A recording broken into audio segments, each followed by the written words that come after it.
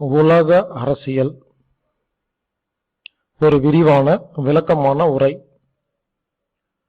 இந்தியாவில் 2014 ஏப்ரல் 24 அன்னைக்கு பாராளுமன்றத்துக்கு வாக்கெடுப்பு நடக்குது. இதுக்கு இந்திய மக்களாகிய நாமெல்லாம் ஓட்டு போறதுக்கு தயாராகிட்டு இருக்கிறோம். எல்லா டிவியும் எல்லா அரசியல்வாதிகளும் அவங்கவங்க ரேஞ்சுக்கு என்னென்னமெல்லாம் பேச முடியுமோ பேசிட்டு சண்டை போட்டு ஜாலியாக சுற்றிட்டு இருக்கிறாங்க. பொதுமக்களாகிய நாம் யாருக்கு ஓட்டு போடணும்னு தெரியாம முழிச்சிட்டு இருக்கிறோம். இந்த நேரத்தில் நான் உலக அரசியல் அப்படிங்கிற பேர்ல சில விஷயங்களை சொல்ல போறேன். தயவு செய்து ஓட்டு போடுறதுக்கு முன்னால இந்த உரையை முழுதும் கேட்டுட்டு அதுக்கப்புறம் நீங்க யாருக்கு ஓட்டு போடணும்னு முடிவு பண்ணுங்க. ஏன்னா நான் இப்ப பேச போற விஷயம் இதுவரை யாருமே பேசாத விஷயம், உண்மையிலேயே யாருக்குமே தெரியாத விஷயம் கூட.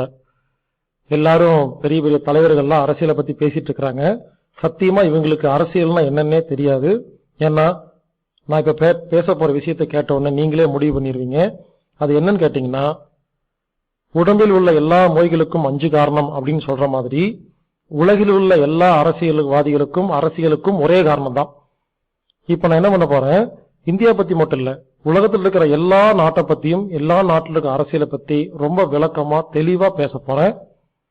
அது என்னன்னு கேட்டீங்கன்னா, 1700 வருஷத்துல ஒரு 13 பேர் ரவுண்டு கட்டி உட்கார்ந்து என்ன பண்ணாங்கன்னா, இனிமேல் இந்த 13 பேர்த்துக்கு தான் இந்த உலகமே சொந்தம் அப்படின்னு அவங்க முடிவு பண்ணி எப்படியாவது இந்த உலகத்தை தன்னுடைய கண்ட்ரோலுக்கு கொண்டு வரணும் அப்படிங்கறதுக்காக ஒரு மாஸ்டர் பிளான் போட்டாங்க. அதன் பிரகாரம் இந்தியாவில் இருக்கிற எல்லா ராஜாக்களையும் வியாபாரம் அப்படிங்கிற பேர்ல உள்ள வந்து கொலை பண்ணி இந்தியாவை ஒரு நாடா மாத்தி இனிமேல் இந்தியா இந்த 13 பேர்த்துக்கு தான் சொந்தன்னு அவங்க தன்னுடைய பேர்ல எழுதிக்கிட்ட அந்த நாளுக்கு பேர் தான் இந்திய சுதந்திர தினம், ஆகஸ்ட் 15. என்ன பொறுத்த வரைக்கும் பொதுமக்கள் எல்லாம் ஆகஸ்ட் 15 அன்னைக்கு சுதந்திர தினம் கொண்டாடுறாங்க. எனக்கு பார்க்கும்போது சிரிப்பா இருக்குது. ஏன்னா இன்னும் இந்தியாவுக்கு சுதந்திரமே கிடைக்கல. இன்னைக்கு வரைக்கும், இப்ப 2014 இன்னைக்கு வரைக்கும் இந்த 13 பேர் தான் இந்தியாவுக்கு ராஜா. இவங்க பேர் என்ன, இவங்க டேட் ஆஃப் பர்த் என்ன, இவங்க இப்ப என்ன பண்ணிட்டு இருக்காங்க, எப்படி ரகசியமா இந்தியாவை ஆழ்ந்துட்டு இருக்காங்க அப்படிங்கறத பத்தி நாம விளக்கமா பார்க்க போறோம். இது தெரியாம தயவு செய்து ஓட்டு போட போயிடாதீங்க. இந்த 13 பேரும் 1700 வருஷத்துல பிறந்தவங்க. இப்ப உயிரோட இல்ல, ஏன்னா 250 வருஷம் ஆச்சு. இவங்க என்ன பண்ணிட்டாங்க, இவங்க ஆரம்பத்துல கொஞ்சம் கொஞ்சமா இந்த உலகத்தை கண்ட்ரோல் கொண்டு வந்துட்டு அந்த பொறுப்பை தன்னுடைய வாரிசுகிட்ட கொடுத்துட்டு போயிட்டாங்க. அந்த 13 பேருடைய வாரிசுகள் ஒரு 4 தலைமுறை 5வது தலைமுறை வாரிசுகள் தான் இப்ப உலகத்தை ஆழ்ந்துட்டு இருக்கு. இவங்க ஒரு 6000 பேர் பக்கம் இப்ப இருப்பாங்க. இந்த 6000 பேர்த்துடைய கண்ட்ரோல்ல தான் உலகத்தில் இருக்கிற எல்லா நாடுகளும் இருக்கு, எல்லா பேங்கும் இருக்கு, எல்லா அணு ஆயுதம் இருக்கு, எல்லா சோப்பு சீப்பு கண்ணாடி எல்லா கம்பெனியும் அவங்க கிட்ட தான் இருக்கு. சொன்னா நம்ப மாட்டீங்க, உலகத்தில் இருக்கிற எல்லா பொருளும் அவங்களுக்கு தான் சொந்தம், எந்த மனிதனுக்கும் சொந்தம் கிடையாது. அவங்க பார்த்து ஆட்டி வைக்கிற பொம்மைகள் தான் நாம. அந்த 13 பேர்த்துக்கு பேரு இல்லுமினாட்டிஸ், 13 blood line, secret society, masonry, இப்படி இவங்களுக்கு பல பேர்கள் இருக்கு. இவங்க கண்டிப்பா கிறிஸ்டியன் கிடையாது. மாசானிக் டெம்பிளை வழிபடுற, லூசிபர் அப்படிங்கிற கடவுளை வழிபடுற த சர்ச் ஆப் சாத்தான் அப்படின்னு இவங்க அத்தனை பேரும் சாத்தான். சாத்தான் அப்படின்னா சர்ச் ஆப் சாத்தான் அப்படின்னு சொல்லி ஒரு மதம் இருக்கு. இது வரைக்கும் யாருக்குமே தெரியாத ஒரு மதம். உலகத்துல எல்லா இடத்துலயும் இதுக்கு சர்ச் இருக்குது. ஆனா இது வரைக்கும் வெளியே போர்டெல்லாம் வச்சிருக்க மாட்டாங்க. இதுல ரொம்ப கம்மியான பேர் தான் இருக்காங்க. இந்த 6000 பேரும் சேர்ந்துதான் இப்ப உலகத்தை கண்ட்ரோல் பண்ணிட்டு இருக்காங்க. இவங்க தான் தமிழ்நாட்டுல முதலமைச்சரை முடிவு பண்றாங்க. நீங்க நினைக்கிற மாதிரி ஓட்டு போட்டெல்லாம் எந்த முதலமைச்சர் வர்றது கிடையாது. ஏற்கனவே முடிவு பண்ணிடுவாங்க, இந்த முறை இவங்க தான் சிஎம் அப்படின்னு முடிவு பண்ணிட்டு தான் எலெக்ஷன் நடக்கும். அதே மாதிரி பிரதமர் யாருங்கிறத ஏற்கனவே முடிவு பண்ணிடுவாங்க. முடிவு பண்ணிட்டு தான் ஓட்டெடுப்பு நடக்கும். இப்படி ஓட்டு அப்படிங்கிறது ஒரு கண் துடைப்பு. உண்மையிலேயே ஓட்டு போட்டு ஜனநாயக ஆட்சி தான் இருக்குன்னா ஒவ்வொரு ஆட்சியும் மாறும்போது காட்சிகள் மாறணும். ஏன் காட்சிகள் மாறுறதில்ல? அதே பவர் கட்டு, அதே ரோடு சரியில்லை, அதே பிரச்சனைகள், அதே எஜுகேஷன். அப்ப என்ன அர்த்தம்? தயவுசெய்து புரிஞ்சுக்குங்க, இருக்கிற அரசியல்வாதிகள் அத்தனை பேருமே டம்மி பீஸுகள். இவங்க சும்மா இந்த 13 பேருக்கு சலாம் போட்டுட்டு இவங்க சொல்றதை கேட்டுட்டு இவங்க சொல்ற மாதிரி ஆடிட்டு இருக்கிறதுக்கு மட்டும் தான் பொம்மலாட்டம் ஆடிட்டு இருக்காங்களே தவிர இவங்களுக்கு அரசியல்னா என்ன உண்மையிலே தெரியாது. உண்மையிலே இந்த 13 பேர் தான் இவங்க ஆட்டி வைக்கிறாங்கன்னு உண்மையிலேயே பல அரசியல்வாதிகளுக்கும் பல சிஎம்களுக்கும் பல பிஎம்களுக்கே தெரியாது. இதை பத்தி விளக்கமா பார்க்க போறோம். இந்த 13 பேருடைய பேர் என்ன, இவருடைய டேட் ஆஃப் பர்த் என்ன, இவங்களுடைய கதை, ஒவ்வொருத்தரும் எங்க உருவானாங்க, எந்த நாட்டை சேர்ந்தவங்க, இவங்க எப்படி இவ்வளவு உலகத்தை எப்படி தன்னுடைய கண்ட்ரோல்ல கொண்டு வந்தாங்க அப்படிங்கறத பத்தி நம்ம விளக்கமா பார்க்க போறோம். அடுத்தது இவங்க ஒவ்வொரு நாட்டையும் எப்படி கண்ட்ரோல் கொண்டு வந்தாங்க. ஸ்ரீலங்கால பிரேமதாசாவை இவங்க தான் கொலை பண்ணாங்க, பிரபாகரன் இவங்க தான் கொலை பண்ணாங்க, ராஜபக்சாவை இவங்க தான் கூடி சீக்கிரமா கொலை பண்ணவும் போறாங்க. அது எப்படி, ஈராக்கு என்ன நடந்துச்சு, சதாம் ஹுசேனுக்கு என்ன நடந்துச்சு, சதாம் ஹுசேனை ஏன் வளர்த்தி விட்டாங்க, ஏன் கொலை பண்ணாங்க அப்படிங்கறதெல்லாம் பார்க்க போறோம். பாகிஸ்தான்ல பூட்டோ ஃபேமிலி எல்லாம் யாரு கொலை பண்ணா, ஹல் ஹக் அப்படிங்கிற ஒரு பிரதமரை பாகிஸ்தான்ல பிளைட் ஆக்சிடென்ட்ல இறந்து போயிட்டாரு. இதோட காரணம் என்ன, இதுக்கு முக்கிய காரணம் என்ன, ஈரான் இப்ப யாருடைய கண்ட்ரோல் இருக்கு, இந்தியாவில் இருக்கிற எல்லா பேங்குடைய கண்ட்ரோலும் ஈரான்ல தான் இருக்கு. இது கூட யாருக்குமே புரியல. ஸ்டேட் பேங்க் ஆஃப் இந்தியா அப்படிங்கிறது எல்லாரும் நினைச்சிட்டு இருக்கிறோம் அது ஒரு இந்தியன் பேங்க்னு. கண்டிப்பா கிடையாது. அது 13 பேருக்கு சொந்தம். இந்த 13 பேரும் ரிசர்வ் பேங்க் அப்படிங்கிறது, இந்தியன் ரிசர்வ் பேங்க் அப்படிங்கிறது சத்தியமா இந்திய கவர்மெண்ட்டுக்கு சொந்தமே கிடையாது. இதோடைய கண்ட்ரோல் ஈரான்ல இருக்கு. அது எந்த கம்பெனியோட கண்ட்ரோல் இருக்கு, அவங்க பார்த்து முடிவெடுக்கிறதா சட்டம். இப்படி இந்தியா பத்தி முழு விவரங்களையும் 1858 இருந்து இன்னைக்கு வரைக்கும் நடக்கிற எல்லா விஷயத்தையும் இதுவரைக்கும் யாரும் சொல்லாத பல அற்புதமான அதிசயமான நம்மளையெல்லாம் முட்டாள்தனமாக்குற ஒரு விஷயங்களை இப்ப நாம பார்க்க போறோம்.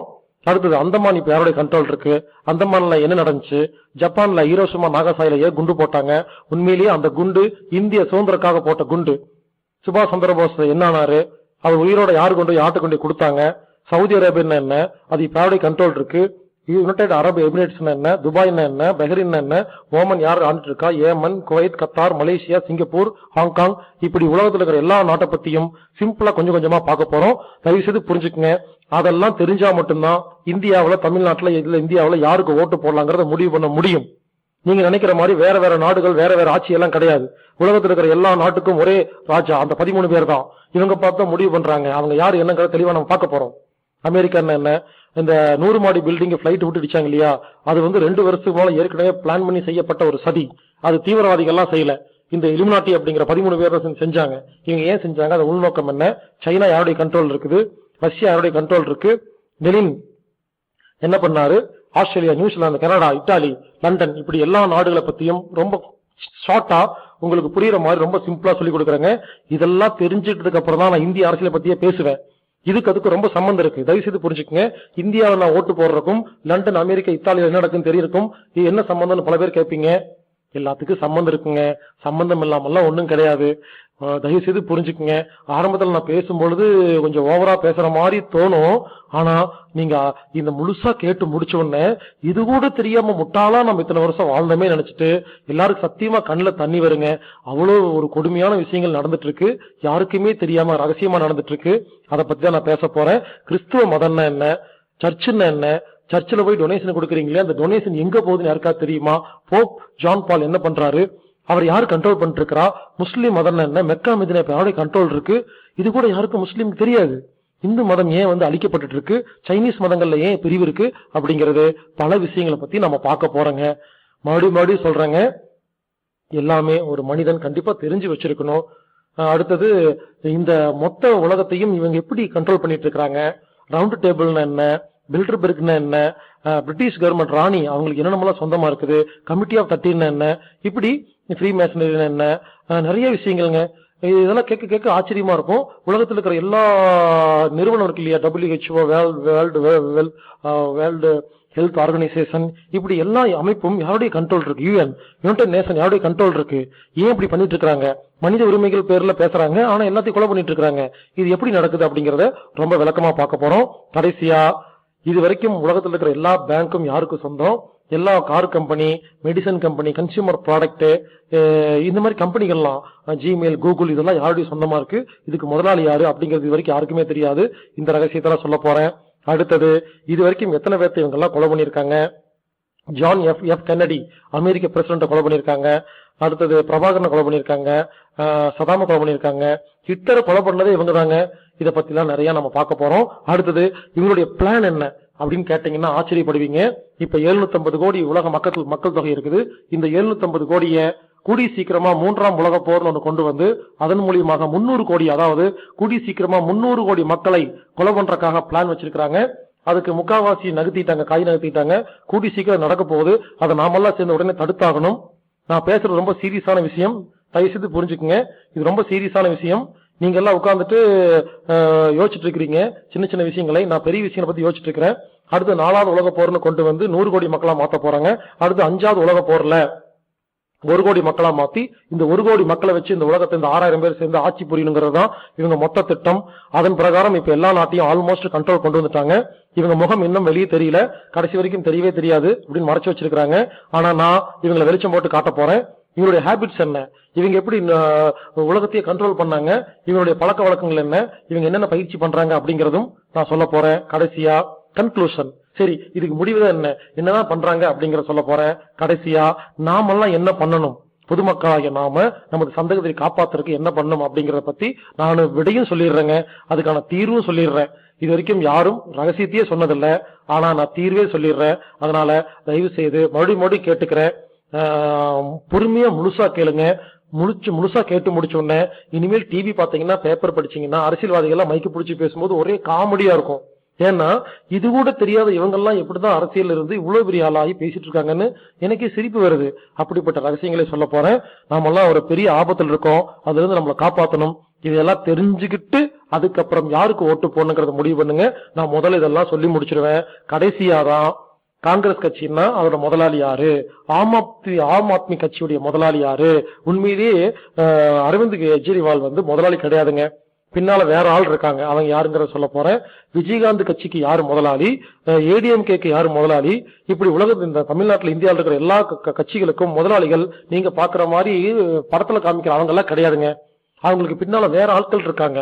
இவங்க யாரு, இவங்க ஆபரேட் பண்ணிட்டு இருக்காங்க, இவருடைய நோக்கம் என்ன. இப்படி ரொம்ப சிம்பிளா சொல்ல போனா எல்லா எலெக்ஷனும் ஏற்கனவே முடிவு பண்ணப்பட்டதுங்க. யாரு ஜெயிப்பான்னு முடிவு பண்ணிட்டு தான் ஓட்டெடுப்பே நடக்கிறது. உண்மையிலேயே பொதுமக்கள் எல்லாரும் முட்டாளா போய் ஓட்டு போட்டு வரமே தவிர என்ன நடக்குதுன்னு யாருக்குமே தெரியறதில்ல. இந்த விஷயங்கள் எல்லாம் சொல்லி கொடுத்துட்டு கடைசியா கிளைமேக்ஸ் நம்ம என்ன பண்ணணும், என்ன பண்ணக்கூடாது, வருங்கால உலகத்தை எப்படி நம்ம காப்பாத்துறது அப்படிங்கிற அந்த சொல்யூஷனும் சொல்லிடுறேன். கடைசியா இது சம ரெஃபரன்ஸ் யூடியூப்ல என்னென்னலாம் வீடியோஸ் எல்லாம் நீங்க பார்க்க வேண்டியது இருக்கு, என்னென்னலாம் புக் எல்லாம் நீங்க படிக்கணும். இது சம்பந்தமா ஏற்கனவே நிறைய பேர் பேசியிருக்கிறாங்க. பேசின யாருமே இது வரைக்கும் உயிரோடவே கிடையாது. ஏன்னா இந்த ரகசியத்தை உலகத்துல யாரும் பேசக்கூடாது. அப்படி பேசினா உடனே அவங்கள கொலை பண்ணிடுவாங்க. அவங்க பிளைட் வெடிச்சு, அவங்க பிளைட் ஆக்சிடென்ட் ஆயிரும், அவங்க பிளைட் காணாம போயிரும், அவங்களுடைய ஹெலிகாப்டர் வெடிச்சிடும், அவங்க போற ட்ரெயின் கவுந்துரும், இப்படி அவங்க இடத்துல பாம்பு வெடிச்சிடும். இப்படி பல பேர்த்த கொலை பண்ணிருக்காங்க. அபிரகாம் லிங்கனை கொலை பண்ணிருக்காங்க, கென்னடியை கொலை பண்ணிருக்காங்க. இந்த மாதிரி ரகசியங்களை யாரெல்லாம் தெரிஞ்சுக்கிட்டு வாய் விட்டு சொல்றாங்களோ இது வரைக்கும் யாருமே உலகத்துல இல்ல. அப்படிப்பட்ட ரகசியத்தை இப்ப நான் 6 மணி நேரத்துல உங்களுக்கு எல்லாம் சொல்ல போறேன். எனக்கு 6 மணி நேரத்துல சொல்றது ரொம்ப கஷ்டமா இருக்கு. ஏன்னா இது ஒரு பெரிய சப்ஜெக்ட். இருந்தாலும் 6 மணி நேரத்துக்கு கம்மியா சொல்ல முடியாது அப்படிங்கறதுக்காக நான் ரொம்ப கஷ்டப்பட்டு இது 6 மணி நேரத்துல வடிவமைச்சிருக்கேன். தயவு செய்து முழுசா கேளுங்க, அமைதியா கேளுங்க. எல்லாரும் உங்களுடைய குழந்தைகள் பேரம்பேத்தியெல்லாம் நல்லா வாழணும்னு ஆசைப்படுறீங்களா இல்லையா? அதுக்காக சொத்து சேர்த்துறீங்க, ஓடி ஓடி வாங்குன்னு சம்பாதிக்கிறீங்க. எங்க 750 கோடி மக்களை 300 கோடியா மாத்த போற பிளான் இருக்கும்போது இதை தெரிஞ்சுக்காம போய் சம்பாரிச்சுட்டு என்ன பண்ண போறீங்க? ஏன்னா உங்க பேரம்பேத்தியெல்லாம் சாக போறாங்க. அந்த கதையை நான் பேசிட்டு இருக்கிறேன். ஏற்கனவே பிலிப்பைன்ஸ்ல தடுப்பூசிங்கிற பேர்ல இனிமேல் தடுப்பூசி பிலிப்பைன்ஸ்ல யாராருக்கெல்லாம் போட்டாங்களோ அவங்களுக்கு குழந்தைய பிறக்காது. இப்படி தடுப்பூசி மூலமா தான் உலகத்துல 750 கோடி 300 கோடியா மாத்த போறாங்க. இது கூட புரியாம எல்லாம் தடுப்பூசி போட்டிருக்கிறோம். இந்த மாதிரி பல ரகசியங்களை நான் உடைக்க போறேன்.